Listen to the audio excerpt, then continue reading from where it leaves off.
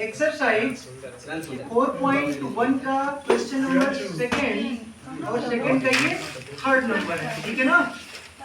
आपके पास बुक है या बोलना पड़ेगा प्रश्न? बुक है ना। एक बार मैं प्रश्न बोल दे रहा हूँ। रोहन की माँ उससे 26 वर्ष बड़ी है। सुनाई दे रहा हूँ मैं? रोहन की माँ उससे 26 वर्ष बड़ी है। उनकी आयु वर्षों में का गुणनफल अब से 3 वर्ष पश्चात 360 हो जाएगी। रोहन की वर्तमान आयु ज्ञात करनी है, ठीक है। तो आइए इसमें हम लोग प्रश्नों को इसको सॉल्व करते हैं, कैसे होगा। सबसे पहले हम लोग मान लेंगे रोहन की वर्तमान आयु कितनी है। तो माना, लेट, प्रश्न को करेंगे। माना रोहन की वर्तमान आयु मान लेंगे बाबू, मानने में कुछ नहीं जाता है, x वर्ष मान लेंगे, ठीक है ना। उसके बाद प्रश्न में आपको कुछ आइडिया दे रखा है। प्रश्न ये कह रहा है कि रोहन की माँ उससे 26 वर्ष बड़ी है। क्लियर बात।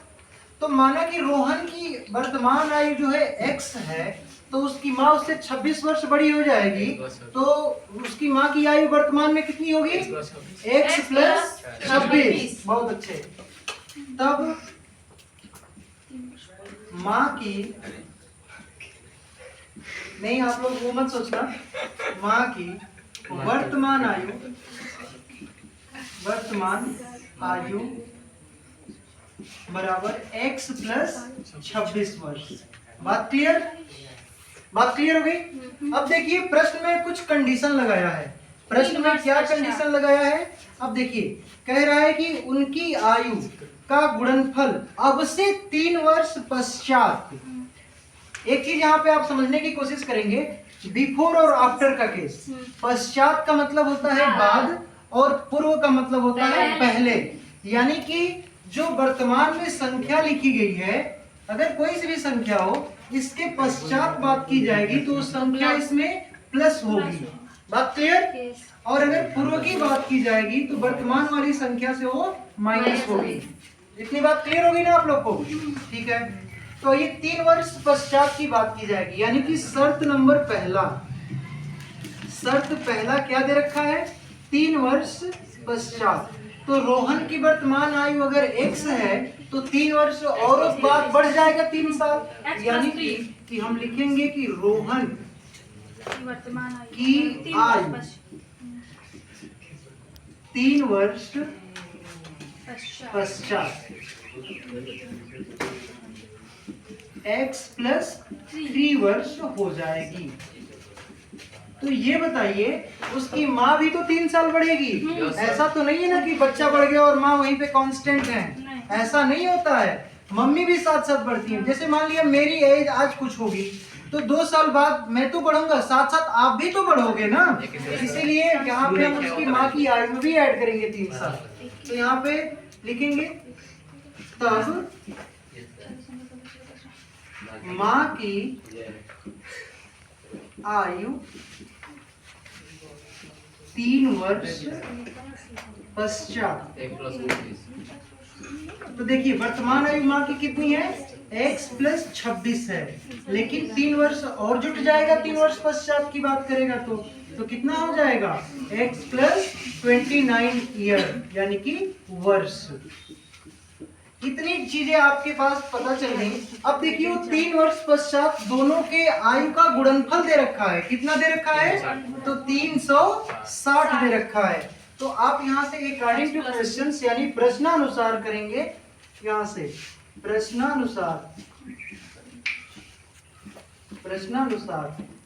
उनकी 3 वर्ष, रोहन की 3 वर्ष पश्चात आयु कितनी है? तो आप कहेंगे x प्लस 3 है। और उसकी माँ की कितनी है? तो आप कहेंगे x प्लस 29 है। और ये कितने के बराबर है? 360 के बराबर है। देखिए दोनों की आयु का गुणनफल हो गया जो कि बराबर हो गया 360 के। अब देखिए बारी बारी से इन दोनों में इनका मल्टीप्लाई कर लीजिए। x प्लस 3 का x प्लस 29 में क्या करना है? गुणा करना है, मल्टीप्लाई करना है। एक बार x का x में और इस x का 29 में, फिर एक बार 3 का x में और 3 का 29 में, ठीक है।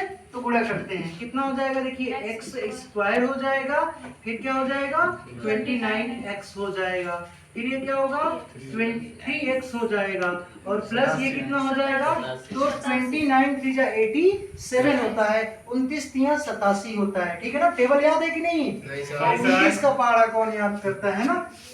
तो ये हो जाएगा 87 इक्वल टू 360।